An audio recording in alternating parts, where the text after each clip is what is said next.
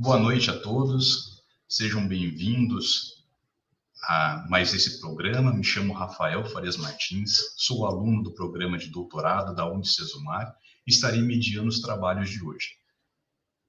Sejam bem-vindos a mais uma palestra do programa de pós-graduações, sejam bem-vindos a mais uma palestra do programa de pós-graduação em Direito da Unicesumar, transmitida ao vivo pelo canal do YouTube e também disponível no formato podcast no Spotify, projeto realizado pelos mestrandos e doutorandos do programa. A temática de hoje abordará homeschooling no Brasil em tempos de pandemia. O homeschooling no Brasil há muito tempo tem sido discutido e dentro do contexto pandêmico em que vivemos, essa discussão traz novas abordagens e importância. Para iniciar, vamos conversar com nossos convidados. Inicialmente, apresentamos nosso convidado, o professor Fabrício, a quem colocaria agora junto conosco na nossa imagem. O professor Fabrício Veiga Costa é advogado militante em Belo Horizonte e Pará de Minas, professor da graduação e pós-graduação em Direito da Universidade Itaúna, coordenador do curso de especialização em Direito Processual Constitucional da Faculdade de Pará de Minas, coordenador do curso de especialização em Direito Processual Civil na Fundação Pedro Leopoldo, vice-coordenador do curso de Direito da Universidade de Itaúna. É pós-doutor em Educação pela Universidade Federal de Minas Gerais, pós-doutor em Psicologia pela PUC Minas, doutor e mestre em Direito Processual pela PUC Minas. Também receberemos, como debatedora neste programa, a mestranda Thaís Andressa Carabelli. É advogada especialista em Direito Civil, Processual e do Trabalho pela PUC Paraná, graduada em Direito pela mesma instituição. Também receberemos a aluna egressa do programa de mestrado em Ciências Jurídicas da Unicesumar, Jamile Bernardes da Silveira Oliveira dos Santos, que é advogada, mestra em Direito pela Unicesumar, especialista em Direito e Processo Penal pela Unipar, graduada também pela mesma instituição. Receberemos também, neste programa, Mariana Franco Cruz, que é representante do doutorado em Ciências Jurídicas da Unicesumar.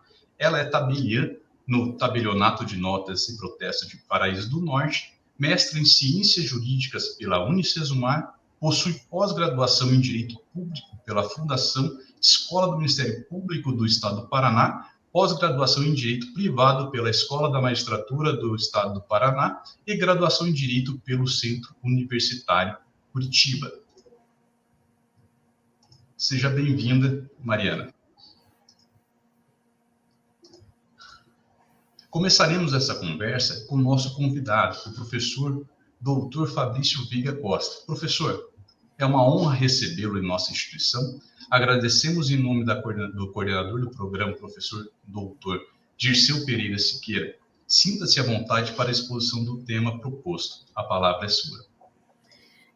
Primeiramente, boa noite a todos os alunos do curso de pós-graduação em Stricto Sensu, em Direito da Unicesumar.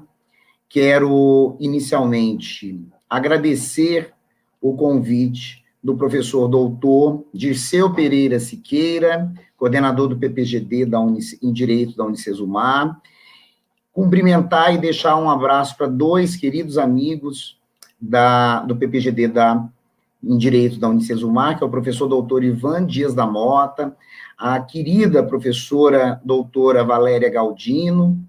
Gostaria de agradecer a gentileza do contato do doutorando Rafael Farias, que desde o princípio foi muito receptivo, e cumprimentar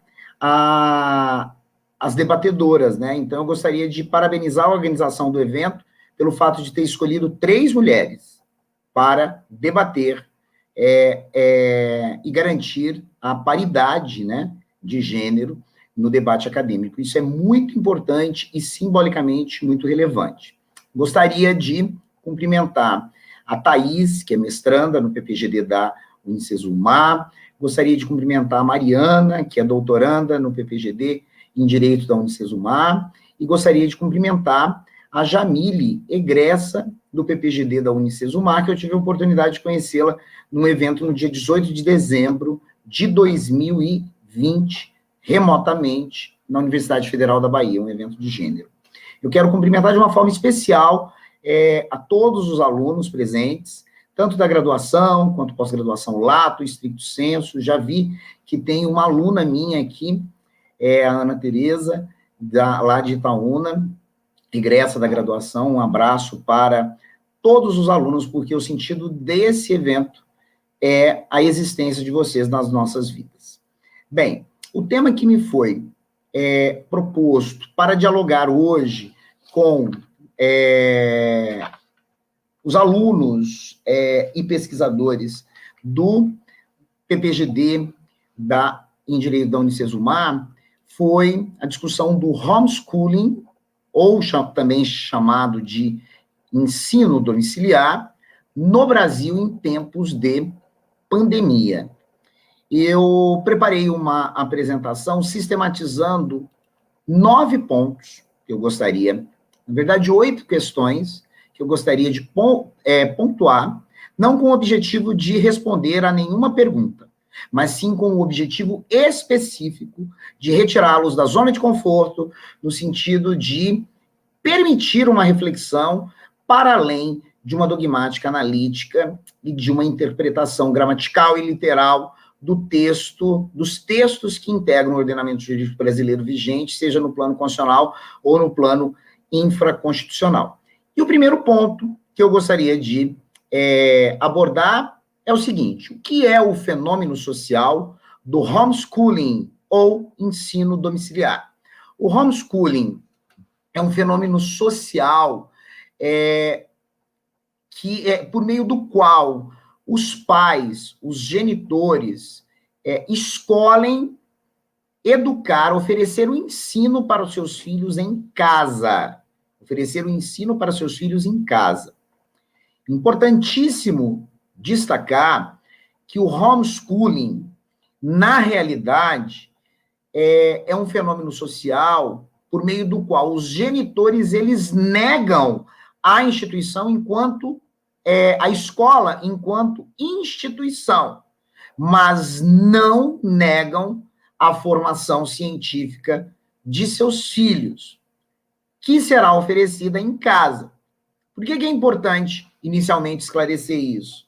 Para demonstrar, que o homeschooling já está pacificado em tribunais superiores no Brasil, como é o caso do STJ, o homeschooling, ele não desencadeia a prática do crime de abandono intelectual pelo fato de o homeschooling ser um fenômeno social por meio do qual os pais negam a escola enquanto instituição, mas não negam o ensino técnico-científico oferecido aos filhos. Eles negam a escola enquanto instituição e optam por oferecer esse ensino em casa para os seus filhos. Qual a origem? Segundo ponto importante. Qual é a origem histórica do homeschooling? Por que e quando o homeschooling surge? O homeschooling ele surge na segunda metade do século XX, a partir da publicação de um livro intitulado Sociedade Sem Escola, do Illich, em que esse estudioso problematiza o direito que os pais teriam de oferecer ensino da educação básica para os seus filhos em casa. Importante esclarecer as razões, em quais partes do mundo surge o homeschooling e por que ele surge. O homeschooling ele surge especialmente nos países anglo-saxões. Nós temos como exemplo a Inglaterra, temos também uma forte presença do homeschooling nos Estados Unidos, e os pais homeschoolers, eles optam por esse modelo de ensino porque eles entendem que na escola são abordados temas, são estudados determinados temas que contrariam a formação e os valores morais da família. Então, historicamente, o homeschooling surge na tentativa desses pais evitar que os seus filhos tenham acesso a uma formação educacional, moral, ética, que venha a contrariar os seus valores morais e religiosos. Então, nós não podemos esquecer que a motivação inicial foi essa e continua sendo ainda por muitos, esse argumento ele continua sendo utilizado por muitos defensores do homeschooling, por muitos pais homeschoolers. No Brasil, nós temos esse fenômeno. Esse fenômeno ele é representado pela AND, a Associação Nacional de Ensino, a ANED, né, na verdade, Associação Nacional de Ensino Domiciliar. Essa Associação Nacional de Ensino Domiciliar, ela surgiu originariamente no estado de Minas Gerais, e hoje é um fenômeno que se estende por diversos estados do Brasil, E dados extraoficiais evidenciam que no Brasil nós temos entre 2.000 a 5.000 famílias que oferecem o ensino em casa. Bem, terceiro ponto importante. Quais são as distinções teóricas entre homeschooling, unschooling, ensino remoto, educação domiciliar, ensino remoto, EAD, ensino presencial? Vamos lá, então, de uma forma breve, tentar diferenciar esses 5 conceitos. O homeschooling é um fenômeno por meio do qual os pais negam a escola enquanto instituição e optam por oferecer o ensino científico para os filhos em casa, não se desvinculando das diretrizes curriculares nacionais. Já o unschooling, que é um fenômeno muito comum nos Estados Unidos, o unschooling seria uma espécie de homeschooling mais intensificado, porque os defensores, os pais unschoolers, eles, na verdade, trabalham a ideia de que quem escolherá o que será estudado é o filho.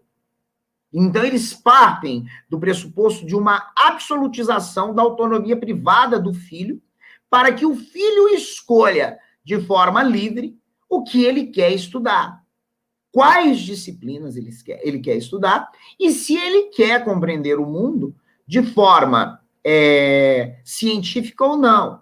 Então, os pais unschoolers, eles partem da premissa de que é o filho quem definirá o que será estudado em cada dia. Então, se o filho hoje acorda e fala assim, eu quero ter aula de arte, eu terei aula de arte. Amanhã eu quero ter aula de culinária, eu quero ter aula de culinária. Na segunda-feira, eu quero compreender o mundo a partir da teoria do criacionismo, não da teoria da evolução. Então, o unschooling é um fenômeno muito arriscado e que pode, certamente, gerar o abandono intelectual em virtude do descompromisso com a cientificidade na formação teórica dos filhos. Outro conceito importante é EAD, Educação à Distância. Educação à distância são cursos oferecidos integralmente em plataformas digitais, tá? E esses cursos, segundo a regulamentação do Brasil, eles exigem atividades avaliativas presenciais, uma parcela dos pontos distribuídos de forma presencial e outra plataforma outra parte da pontuação dentro do ambiente virtual de aprendizagem ou interação, o AVA ou AVI. A grande particularidade do ensino à distância é oportunizar a todos os estudantes o direito de revisitar o tempo e espaço no que diz respeito à programação do estudo. Então, é uma modalidade perfeitamente possível. Temos o ensino presencial, que é o que todos nós conhecemos e que existia especialmente antes do isolamento social e da pandemia da Covid-19. Temos o ensino semipresencial, que é aquele ensino que mescla disciplinas EAD com disciplinas presenciais, e temos também a educação remota. O que é a educação remota? São aulas oferecidas em tempo real, na modalidade síncrona, em razão de uma necessidade, que é o que está acontecendo hoje no Brasil. Então, hoje no Brasil, nós não temos o homeschooling. Para aqueles alunos que têm aula em tempo real, via plataforma digital, que é o que a gente tem agora, essa modalidade não se confunde com homeschooling e não se confunde com EAD, porque o EAD são vídeos, são aulas gravadas e cada um assiste na hora que pode, de uma forma bem coloquial, enquanto o ensino remoto, ele ocorre via plataforma digital com aulas sendo ministradas em tempo real. Feitas essas distinções, nós falaremos agora um pouquinho sobre direito fundamental à educação, né? A educação é um direito fundamental, na verdade é um direito público subjetivo, e é muito importante a gente esclarecer que a educação não é um direito regido pela esfera privada da ciência do direito. A educação é um direito regido pela esfera pública.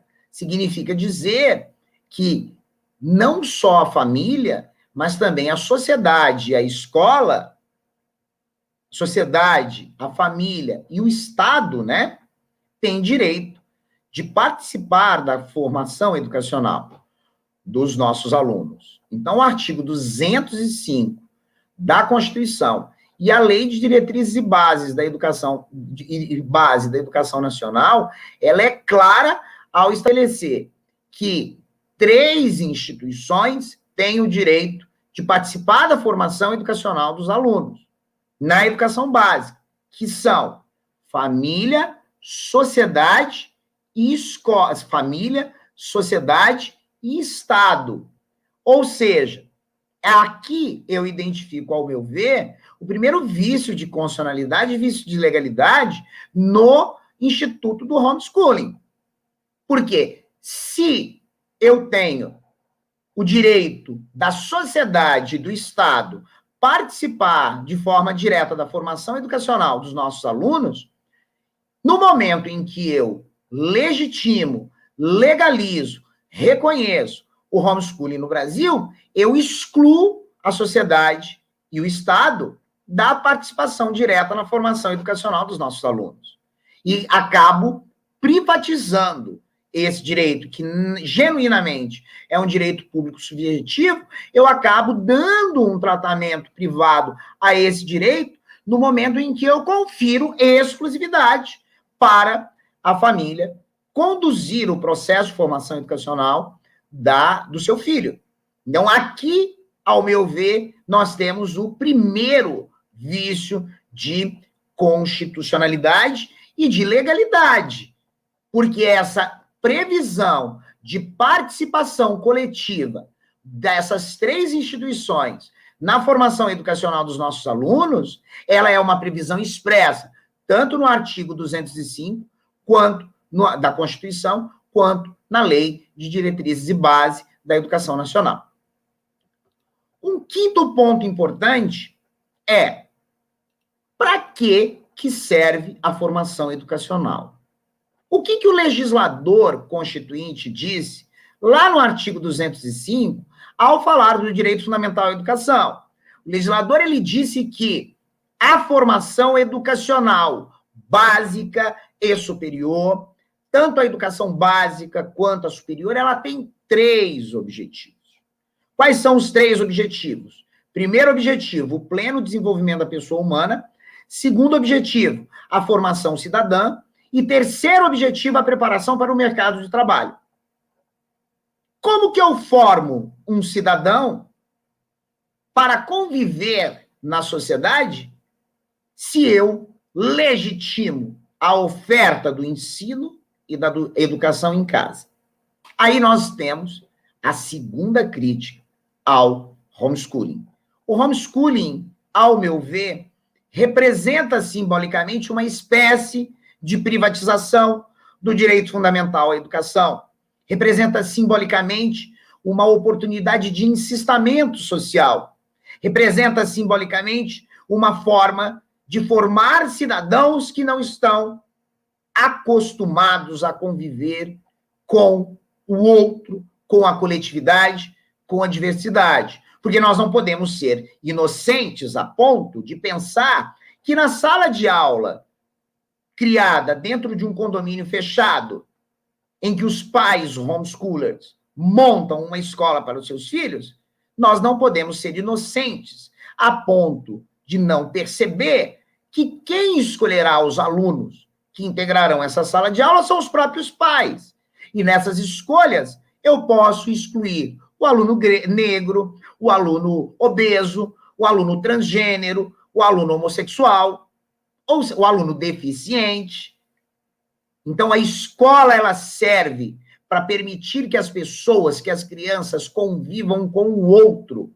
A formação cidadã, ela passa diretamente pela construção da alteridade, da capacidade de conviver com o próximo, algo que não é possível, ao meu ver, quando se fala em homeschooling, que é uma forma de privatizar o direito fundamental à educação. Bem, Fabrício, 6º ponto que nós abordaremos. Qual é o papel da escola? Para que serve a escola? Qual a importância de não restringir o acesso do seu filho à escola? O papel da escola é garantir, além da formação cidadã, a oportunidade que o cidadão tem, que a criança, que o adolescente tem, de construir a socialidade, a sociabilidade, a eticidade, a alteridade. É na escola que a gente aprende a conviver com o outro. É na escola que a gente aprende a respeitar o outro. É na escola que eu aprendo a ser cidadão. E a formação cidadã não é uma formação que passa apenas pela reprodução e pelo acesso ao conhecimento científico. Na escola, aprende-se muito mais do que as letras frias dos textos de cada disciplina. Na escola, aprende-se a conviver com a diversidade. Algo que, ao meu ver, dentro da minha pesquisa, dentro dos meus apontamentos críticos, não seria possível diante do fenômeno social do homeschooling. Um 7º ponto importante é a educação, enquanto direito fundamental, público, subjetivo, pertence a quem? Aos pais ou à criança? Na leitura que eu faço, constitucionalizada, entendo que a educação é um direito personalíssimo da criança, não é dos pais, não pertence aos pais. Os pais, eles não podem se apropriar do direito fundamental à educação, que pertence à criança. E, Fabrício, qual a dimensão teórico-constitucionalizada do direito fundamental à educação? Nós sabemos que a educação, por ser um direito fundamental, ela precisa ser interpretada de forma extensiva, integrativa e sistemática. O que nos leva à conclusão de que educação não é ter acesso apenas a ensino técnico, científico. Educação é ter a oportunidade de uma formação cidadã, é ter a oportunidade da construção do pleno desenvolvimento da pessoa humana, é ter a oportunidade de se preparar para o mercado de trabalho. E isso tudo só é possível na escola. Quando as crianças têm a oportunidade de conviver com o outro. E quando eu critico o homeschooling, eu digo, homeschooling não permite essa convivência com o outro. Não legitima a oportunidade da criança decidir. Quem decide são os pais, porque os pais têm uma compreensão. Os pais homeschoolers têm uma compreensão privatística do direito à educação, restritiva do direito à educação, e partem do pressuposto de que o direito à educação dos seus filhos pertence a eles. Mais um ponto importante. O penúltimo ponto. Professor, esse tema já foi apreciado pelo Poder Judiciário? Já. No recurso extraordinário 888815. O Supremo Tribunal Federal, no julgamento desse recurso, entendeu, por maioria, o seguinte: não é possível o homeschooling hoje no Brasil, porque caberia ao Poder Legislativo regulamentar essa questão, alterando a LDB. Esse foi o posicionamento do Supremo Tribunal Federal. Jogou a bomba para o Legislativo. Mas aí eu pergunto, um projeto de lei que venha autorizar posteriormente o homeschooling, ele padece ou não de vício de constitucionalidade? Ele é ou não ilegal? No meu modesto ponto de vista, a partir da pesquisa que eu desenvolvi no meu pós-doutorado em educação na UFMG, eu entendo que o homeschooling, se for regulamentado no plano infraconstitucional, ele certamente violará o texto da Constituição no momento em que ele passará a tratar o direito à educação como um direito privado, não um direito público subjetivo. Será inconstitucional no momento em que excluirá o Estado e a sociedade da oportunidade de participação na formação educacional dos seus filhos. E, ao mesmo tempo, permitirá que os pais se apropriem de um direito, que é o direito à educação, que pertence aos filhos. Então, a minha grande preocupação e a conclusão dessa breve reflexão é: nós não podemos acreditar que homeschooling é um instituto para criança pobre. Nós sabemos que essa é uma demanda da elite brasileira que não quer que o filho tenha acesso a algumas pautas dentro da escola. Como, por exemplo, a pauta do racismo, como, por exemplo, a pauta da sexualidade. E no momento em que eu permito que essa elite consiga aprovar esse projeto, eu retiro dessas crianças o direito de acesso a discussões que são de interesse da sociedade. Nós sabemos e temos dados de pesquisas de países que discutem racismo e sexualidade, por exemplo, na escola, e meio ambiente, que são temas de interesse da sociedade que, quando discutidos dentro da escola, desencadeia efeitos e consequências diretas para o convívio social. Eu vejo muita gente defendendo que não pode discutir sexualidade na escola, utilizando-se de argumentos religiosos, mas nós sabemos que temos dados científicos de países que discutem a sexualidade na escola, que tiveram redução de gravidez precoce, que tiveram redução de abuso sexual infantil. O que esses países estão discutindo não é a proibição de abordar temas como racismo e como sexualidade na escola. O que esses países estão discutindo é a metodologia mais adequada e a forma mais adequada de abordar esse tema, com as crianças, para não estimular uma sexualização precoce. Enquanto esses países discutem métodos de ensino e de discussão e de abordagem de temas de interesse da sociedade, nós, infelizmente, no Brasil, discutimos a proibição de um direito de ser livre, que é o direito que a criança tem de livremente poder ir à escola. De uma forma muito breve, essas são as minhas breves, rápidas e sumaríssimas considerações, na certeza de que o meu objetivo não é convencer ninguém. O meu objetivo é que vocês saiam da zona de conforto e deixem de ter uma compreensão pressuposta, a priorística.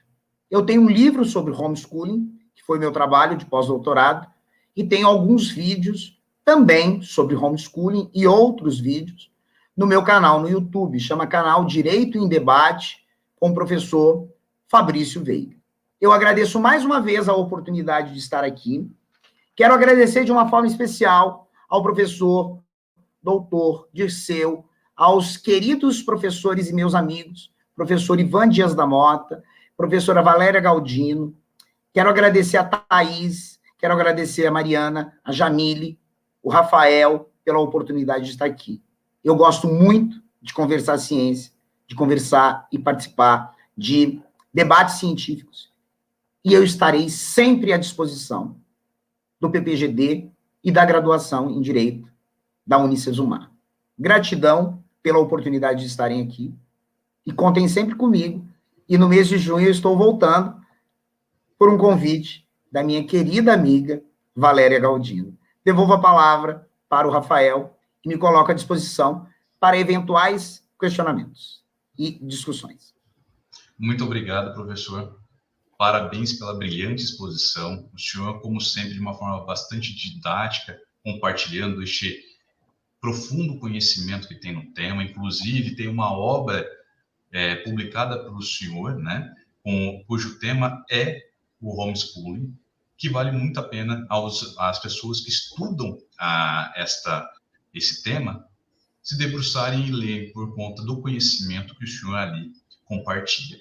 Eu gostaria agora, professor, de passar a palavra para as nossas debatedoras. Passarei inicialmente para a nossa mestranda, Thaís, para que ela possa fazer os questionamentos a respeito desta matéria. Thaís, a palavra está com você.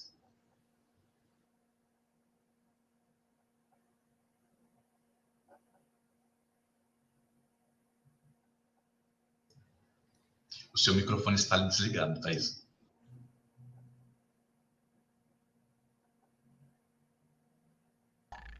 Aí, acho que agora foi. Boa noite, professor. Agradeço pela sua brilhante palestra. Boa noite a todos que estão nos acompanhando. O professor respondeu várias perguntas que eu tinha aqui em mente. Então, eu vou fazer uma pergunta com base em dados estatísticos aqui. De acordo com o Anuário Brasileiro da Educação Básica de 2020, apenas 3,2% dos alunos mais pobres têm aprendizado adequado em matemática ao final do ensino médio, contra 45,7% dos mais ricos. Então, desse modo, também considerando o acesso às tecnologias, a liberação da prática do homeschooling, em qualquer de suas modalidades, seria prejudicial para a educação brasileira, por se revelar uma prática extremamente elitista frente à realidade do país? Outra pergunta: como deveria ser encarada esta mudança, como uma revolução ou como um retrocesso? E, por fim, como o Estado deve enfrentar esse problema? Primeiramente, muito obrigado, Thaís, pelas colocações.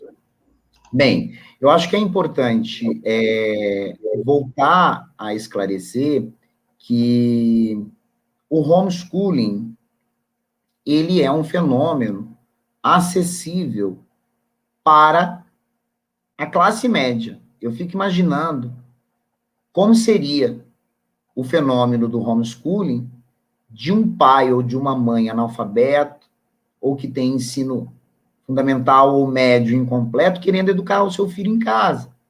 Eu acho que a gente corre o risco, nesse caso, de institucionalizar o abandono material. Muitos defensores do homeschooling sustentam que o homeschooling seria uma saída em virtude da péssima qualidade da educação pública no Brasil, da educação básica, ensino fundamental, ensino médio.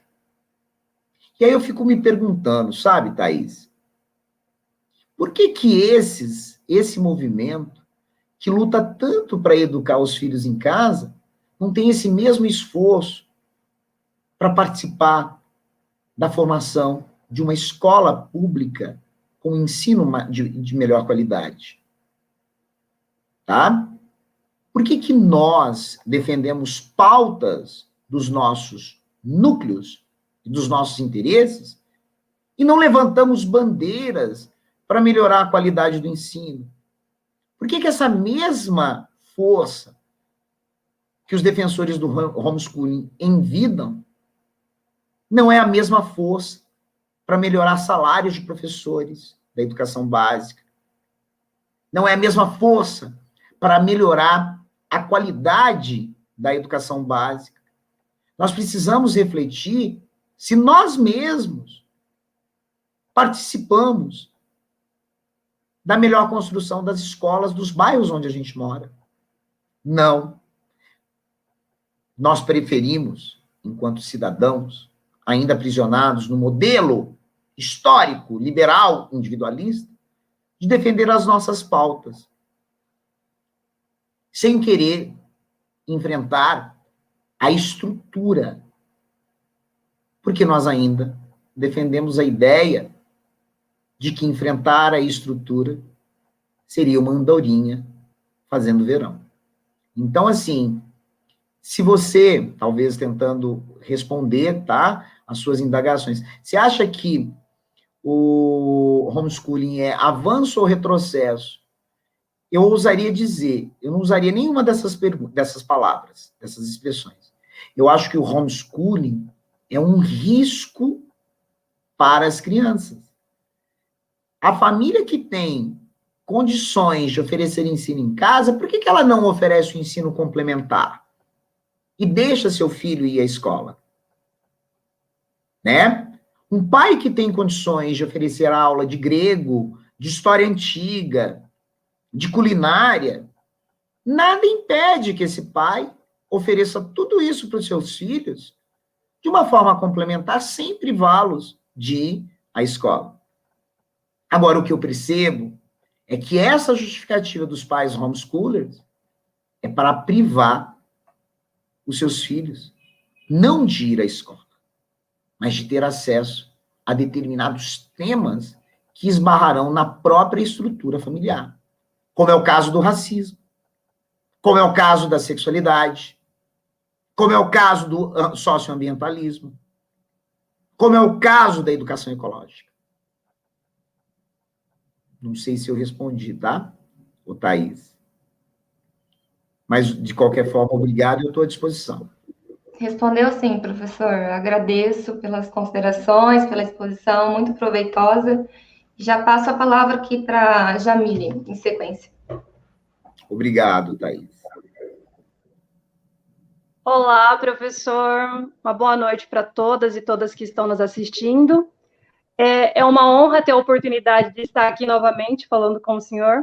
Eu quero dizer que o pessoal do Grupo de Direito e Sexualidade da Federal da Bahia, eles zoam comigo até hoje, porque daquela vez que nós nos conhecemos, eu me declarei várias vezes para o senhor dizendo que eu estava apaixonada.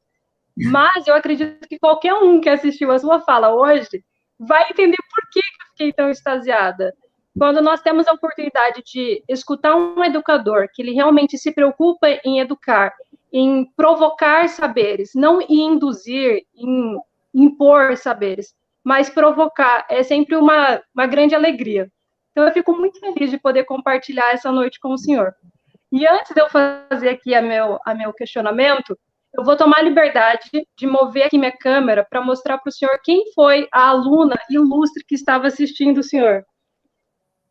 Olha só. Olha! Os benefícios da pandemia, né, Jamile? A gente entra... tem seus ônus e bônus. Coisas boas então, da pandemia. A Prum ficou assistindo o senhor aqui o tempo inteiro. Que legal.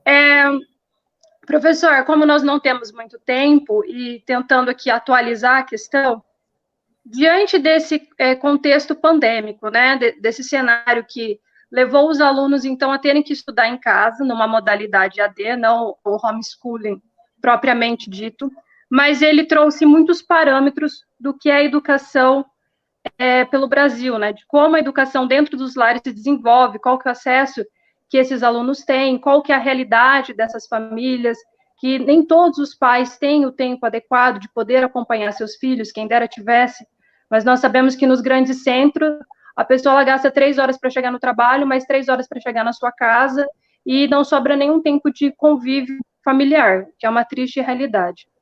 E a partir disso, desses parâmetros, de ter escancarado essa realidade brasileira, o senhor acredita que nós vamos caminhar para a regulamentação do homeschooling no Brasil, ou que a partir desse cenário que a pandemia demonstrou, nós temos aí, então, a possibilidade de que isso não venha a ser, de fato, regulamentado no nosso país? Como que o senhor percebe esse estado em relação, então, ao tema do homeschooling?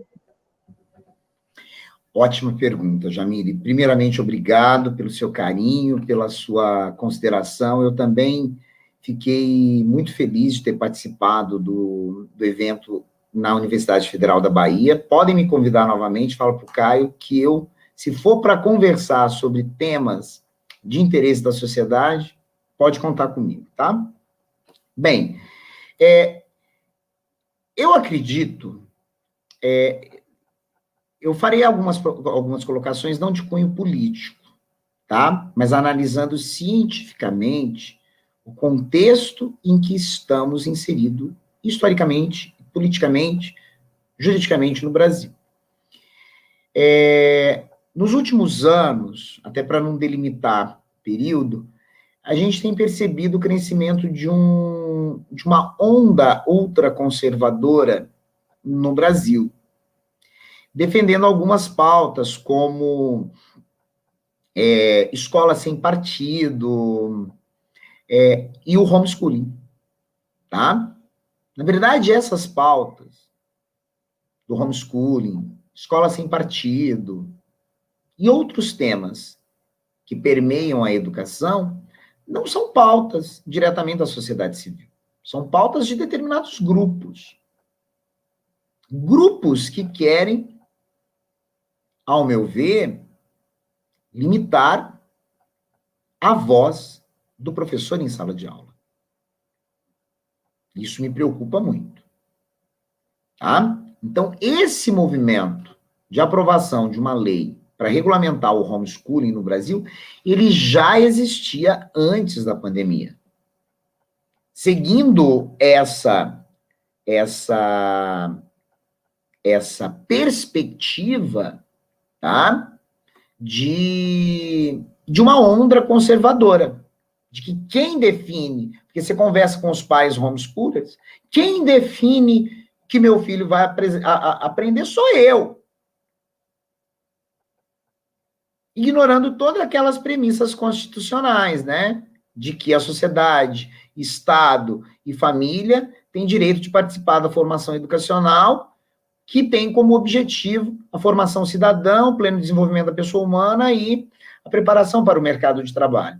Então, esse movimento de regulamentação do homeschooling ele já existia.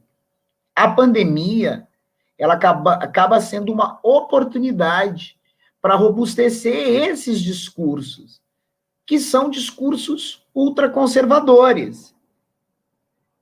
E, além de serem discursos ultraconservadores, são discursos contrários ao texto da Constituição de 88. Quando eu falo de conservadorismo jurídico, não é nem social.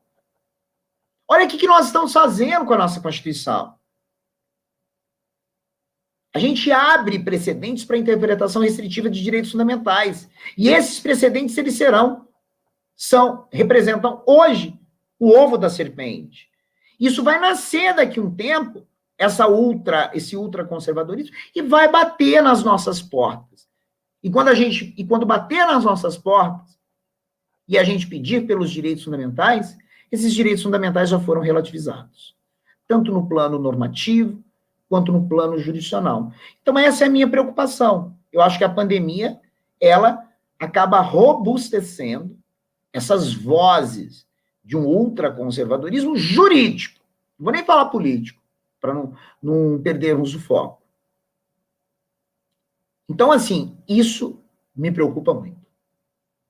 Porque a hora que a gente buscar a Constituição, talvez a gente já não encontre mais essa Constituição. E eu acredito muito que o Poder Judiciário tem um papel importantíssimo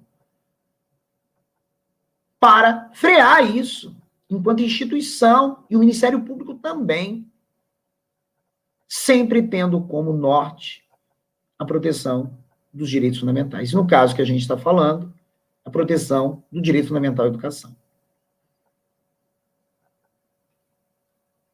Eu não sei se eu consegui responder, Jamile.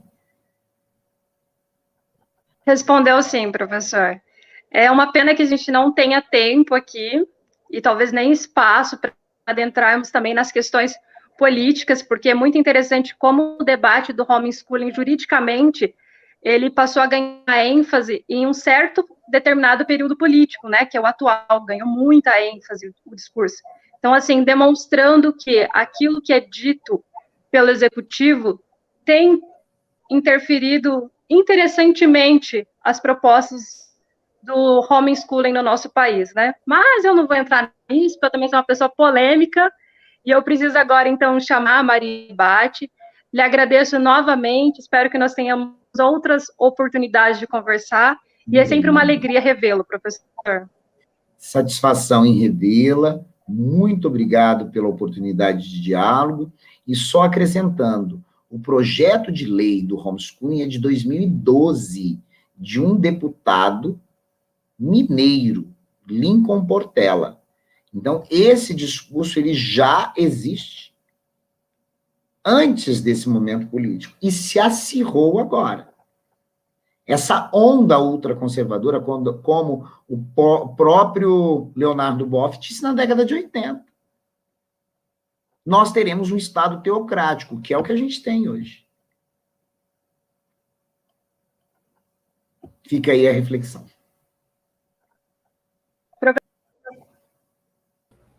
Boa noite, professor Fabrício. Boa noite, Diana. Entendi perfeitamente porque a Jamile se apaixonou. Realmente dá um certo alívio nesses tempos de Brasil em que a gente escuta tantos absurdos. Ouvir de um educador com esse conhecimento, coisas tão alentadoras e que tem uma forma de se posicionar, de uma forma tão clara, que também é outra coisa que nós temos que enfrentar na academia, a gente tem que se fazer entender, né, professor? Tentar acessar o maior número de pessoas, né, de uma forma clara. Eu queria fazer algumas colocações, alguma conversa com o professor, no seguinte sentido. Essa pauta conservadora, como o professor colocou, ela vem, né, esse projeto de lei, que inclusive agora está sob relatoria de uma deputada aqui do Paraná, né, sobre homeschooling. Ela veio avançando aos poucos, mas estourou, né? Não acredito tanto com a questão da pandemia, mas realmente como uma pauta do governo, né, para a aprovação desse projeto, justamente com o fim de tirar o que eles chamam de uma educação ideológica, né? Porque na verdade não é ideológico. Eu acredito que sejam temas que nós temos que enfrentar, né? Mas que não agradam, né? Essa maioria religiosa e conservadora que eu acredito que nos Estados Unidos são esses os que mais têm contato com o homeschooling. O problema, professor, que eu queria conversar com o senhor é com relação à proteção dessas crianças. Porque o espaço da escola, além dessa questão educacional, ele também é um espaço de proteção. É onde são identificados os maiores casos de abuso, são por professores. Então, apesar da inconstitucionalidade, né, que o senhor, que eu concordo plenamente, mas nós não teríamos que tratar enquanto sociedade civil, né, um outro movimento, através da proteção dessas crianças? O homeschooling não vai tirar esse ambiente de proteção tão importante dessas crianças? Nossa, eu queria primeiramente agradecer a sua colocação, muito importante, extremamente relevante, e que num evento como esse de hoje, a gente precisa levar conhecimento para as pessoas. Bem, é na escola que a gente descobre, toma conhecimento dos abusos, da alienação parental, tá? Do abuso sexual infantil. É na escola que a gente toma conhecimento das agressões psicológicas, morais, físicas. É na escola que a gente descobre crianças autistas, crianças com TDAH, transtorno de déficit de atenção e hiperatividade. É na escola que a gente descobre os disléxicos. É na escola que a gente descobre os daltônicos. É na escola que a gente descobre as peculiaridades das crianças. É na escola que a gente tem essa oportunidade. No momento em que eu institucionalizo o homeschooling, eu jogo todas essas pautas para debaixo do tapete. Porque não é toda pessoa que consegue fazer um diagnóstico. Isso depende. O diagnóstico de dislexia, de TDAH, de autismo, de surdez, de daltonismo, às vezes até de cegueira. Isso depende de um olhar técnico. E o professor da educação básica, ele tem essa oportunidade. É com o professor da educação básica que às vezes o aluno tem a intimidade, a liberdade de comentar algumas coisas que acontecem com ele e que ele não comenta dentro de casa com medo de repressão, ou do pai, ou do padrasto, ou da mãe, ou da avó, ou do avô alcoólatra, ou do tio que abusa sexualmente da criança. Então, assim, a sua colocação, Mariana, é de uma relevância tal que esse foi um dos pontos debatidíssimos quando eu não é defesa de pós-doutorado, mas eu optei por me submeter à crítica, né, dos educadores. E uma professora do Departamento de Educação da UFMG ponderou exatamente isso que você disse. As duas questões colocadas por você hoje, foram as questões colocadas por educadores que disseram: nós vamos matar silenciosamente essas crianças homeschooling, de pais homeschoolers. E assim, e o que mais me entristece, Mariana, é que tem pessoas defendendo o homeschooling sem saber da dimensão e dos reflexos que essas pautas podem causar na vida de crianças. Na verdade, muitos estão defendendo essas pautas sem saber, até porque foi naturalizado hoje no Brasil o negacionismo científico, que é uma das coisas. Nós, pesquisadores, somos tratados como esquerdopatas, comunistas, a gente leva vários rótulos. Isso é muito triste. Por quê? Porque quem às vezes levanta essas pautas desconhece totalmente. Então, para complementar, eu acho que no Brasil a gente precisa de formação política, no sentido mais lato sensu possível. Quando a gente fala em formação política, ética, isso se dá na escola, e com uma escola com educação ideológica. É o contrário de tudo que as pessoas estão dizendo. É necessário que os jovens, as crianças e os adolescentes tenham um professor trotskista, um marxista, um ultradireita. É necessário que a criança convive com um professor de literatura que comenta a literatura a partir da história que segregou os negros, como é importante também esse aluno ter acesso àquele professor racista, porque são os extremos que permitem que as pessoas se descubram. Então, tanto o professor racista quanto o professor trotskista são professores que vão contribuir para a formação desse aluno e que vão ensinar esse aluno. Porque o professor racista, ele ensina como não ser. O professor trotskista, freiriano, marxista, ele ensina como ser, como pensar no outro.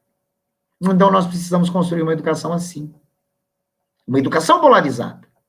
A academia, a escola tem que ser um espaço de transgressão, não um espaço de viseiras, de obscurantismo, de negacionismo. E esse movimento, que está caminhando a passos largos, age no sentido de querer calar os professores. Daqui uns dias, eu falo para os meus alunos, daqui uns dias eu vou ser preso. Não vai demorar. E é isso, Mariana. Que delícia esse debate. Obrigada, professor. Eu li aqui uma colocação de uma aluna que ela tem toda a razão. Toda escola precisa de um Fabrício. Estamos precisando de muitos Fabrícios mesmo. Obrigado, gente. Prazer. Olha, me dá um alívio saber que a gente tem pessoas assim na academia e a gente vai conseguir tentar mudar esse país de uma forma construtiva e melhorar, né, as nossas vidas, dos nossos filhos, né? Eu tenho 2 filhos, eu jamais posso imaginar, conceber eles não terem professores, né? Tenho uma irmã professora, uma tia professora, então todo mundo tem um professor que você lembra, né? Com carinho, que te ensinou alguma coisa, e um que você lembra com raiva, né? Isso faz parte da nossa história. Então, eu acho muito triste mesmo. Tomara que com esse país tendo esse choque de realidade que nós estamos tendo nesse momento, a gente consiga voltar um pouco à normalidade numa outra visão. Professor, eu passo a palavra agora para o nosso mediador, para o Rafael. Obrigado, Mariana. Eu agradeço muito. Um grande abraço. Grande abraço. Obrigado. Muito obrigado. De fato, nós precisamos sempre de professores, né? Estamos todos aqui buscando formação cada vez maior para poder compartilhar mais conhecimentos para os nossos alunos, né? E espero um dia não ser o professor odiado, que bem você falou, Mariana. Prefiro ser o amado. Vou colocar de volta conosco aqui Thaís e a Jamile. Gostaria de agradecer a todos, tá? Professor Fabrício, é uma honra recebê-lo novamente aqui, né, no nosso programa. Agradecer as suas palavras, o seu ensinamento, sempre com uma didática impecável, com um posicionamento maravilhoso a respeito do tema, extremamente apaixonante, né? Esse tema que o senhor falou. Infelizmente, pelo andar da hora, né, e pelo tempo que nós temos hoje para poder falar, nós não podemos debater o tanto que esse tema nos instiga, né? Gostaria também de agradecer a Mariana, nossa doutoranda, a Jamile, nossa egressa do mestrado da Unicesumar, e a nossa mestranda Thaís. Também gostaria de agradecer aos envolvidos nesta live, a Maria Sueli, em especial a Luana também, nossas colaboradores da Unicesumar, que possibilitou que essa live tivesse hoje. Também gostaria de informar que é um projeto de iniciativa da coordenação e dos alunos do programa de mestrado e doutorado da Unicesumar. E também agradecer ao fomento da CAPES e da Unicesumar. Agradecemos também a todos que estão nos assistindo e pedimos para que aqueles que gostaram dê uma curtida no nosso vídeo e que compartilhe, para que o conhecimento compartilhado pelo professor Fabrício possa chegar a cada vez mais pessoas e para que essa onda de conhecimento possa fazer com que a Mariana e o que o professor Fabrício estavam falando há pouco, que é fomentar o conhecimento e o debate para que as pessoas no nosso país possam, assim, estar preparados para pensar por si próprios, né, professor? Agradeço novamente. Rafael, muito obrigado pela oportunidade. Eu gostei muito de dialogar com vocês, já me coloco à disposição, se vocês quiserem organizar outros eventos, eu gostei muito de conversar com vocês, estou à inteira disposição, e quem quiser conhecer um pouquinho mais desse jeito maluco de pensar e ver as coisas, tem vários vídeos lá no meu canal, se você puder divulgar, se for permitido, tá, ô, Rafael? Não sei. O canal, Direito em Debate, professor Fabrício Veiga. Tem vários vídeos de assuntos muito polêmicos, tá? Desde sexualidade, homeschooling, transfobia, e uma parte desse canal de preparação para a OAB, porque eu sou professor de processo civil. Então, eu tenho produzido vários vídeos, especialmente nessa quarentena, para disponibilizar material gratuito de preparação na área de processo civil para a OAB. Tá? É esse muito o canal? Está embaixo? É esse canal, Direito em Debate, professor Fabrício Veiga. Convide-me mais vezes, que eu estou à disposição, e eu amei, estou me oferecendo para vocês, se vocês quiserem conversar sobre outros temas. Tá? Muito obrigado. Nós que agradecemos. Uma excelente noite para todos. Tchau.